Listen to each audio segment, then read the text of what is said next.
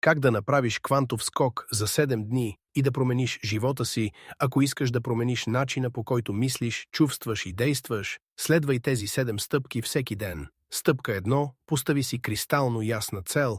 Не казвай просто искам повече пари или искам да успея, бъди максимално прецизен, определи точна сума пари, конкретен резултат и конкретен ден, до който искаш да го постигнеш, когато целта е размита. Мозъкът не знае към какво точно да се стреми. Стъпка 2. Позволи си да го получиш. Кажи си съвсем осъзнато: позволявам си да стигна до там и съм напълно готов за тази промяна.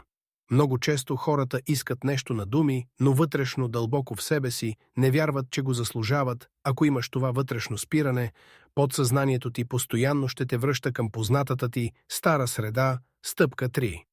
Работи активно върху вътрешното си състояние. Само силното желание не е достатъчно, ако твоите мисли, емоции, чувства и ежедневни навици останат абсолютно същите, ти неизбежно ще се върнеш към стария си начин на живот.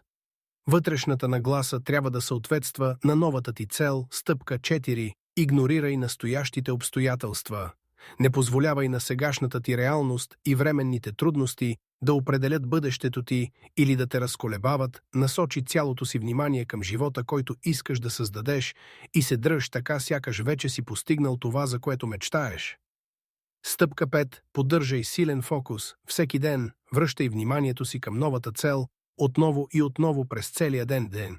Фокусът не е нещо дадено веднъж завинаги. Той е умение, което се развива и тренира с постоянство. Стъпка 6. Действай като новата си версия. Задай си въпроса как мисли, как избира и какво точно прави човекът, който вече е постигнал тази цел. Започни да се държиш, да избираш и да действаш точно като него още днес. Стъпка 7.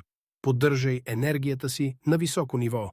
Грижи се за тялото си, движи се редовно, наспивай се пълноценно и се храни добре.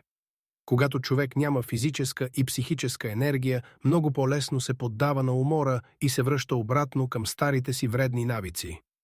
Съвет за максимален резултат: запази си тези стъпки и ги изпълнявай всеки ден в продължение на 21 дни. Това време е необходимо, за да дадеш възможност на мозъка си постепенно да изгради нови неврологични връзки и нов начин на мислене и действие.